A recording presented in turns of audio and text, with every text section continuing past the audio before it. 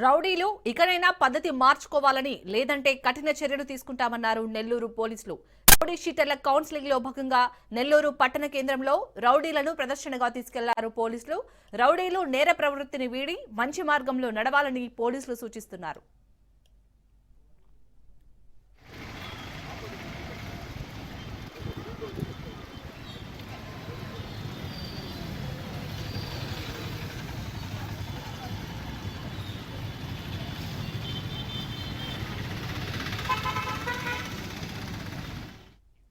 రౌడీలు ఇకనైనా పద్ధతి మార్చుకోవాలని లేదంటే కఠిన చర్యలు తీసుకుంటామన్నారు నెల్లూరు పోలీసులు.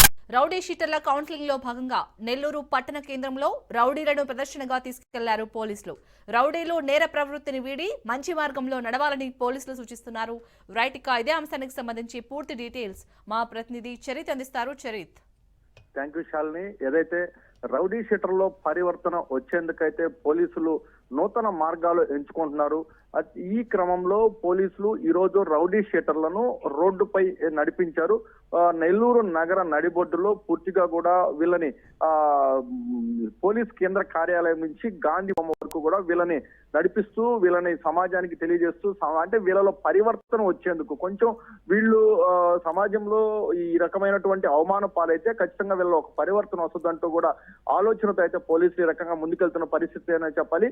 నెల్లూరు జిల్లా వ్యాప్తంగా గత కొద్ది రోజులుగా జరుగుతున్నటువంటి హత్యలు, ఈ రకమైనటువంటి అసాంఘిక కార్యక్రమాలు ఏదైతే ఉన్నాయో వీటిని నివారించేందుకైతే పోలీసులు నూతన మార్గాలను ఎంచుకుంటున్న పరిస్థితి ఉందని చెప్పాలి. ఆ దిశగానే ఈ రోజు ఉదయం పోలీసులు రౌడీ షీటర్లని రోడ్డుపై నడిపించుకుంటూ తీసుకెళ్లిన పరిస్థితి. ఈ కౌన్సిలింగ్ ఇచ్చినటువంటి అనంతరం వీళ్ళని రోడ్డుపై నడిపించారు.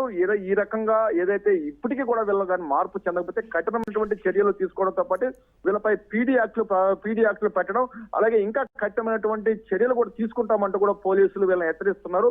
అయితే రౌడీ షీటర్లు ప్రధానంగా అందరూ 90% రౌడీ షీటర్లు కొంత పరివర్తన ఉన్నప్పటికీ 10% రౌడీ షీటర్ల వల్ల ఈ యొక్క అసాంఘిక కార్యక్రమాలు కానీ హత్యలు కానీ ఈ జరుగుతున్నటువంటి నేపథ్యం అయితే ఉంది. వీళ్ళల్లో ఎవరైతే కొంచెం కరుడు కట్టిన వాళ్ళు కొంచెం శాంతి భద్రతలు విఘాతం కలిగిస్తున్నటువంటి రౌడీ షీటర్ల పట్ల ఇప్పటికైనా సరే పోలీసులు కొంత కఠినంగా వ్యవహరించాలంటూ కూడా నగరవాసులు కోరుకున్న పరిస్థితి ఉంది. శాలిని. Right, thank you.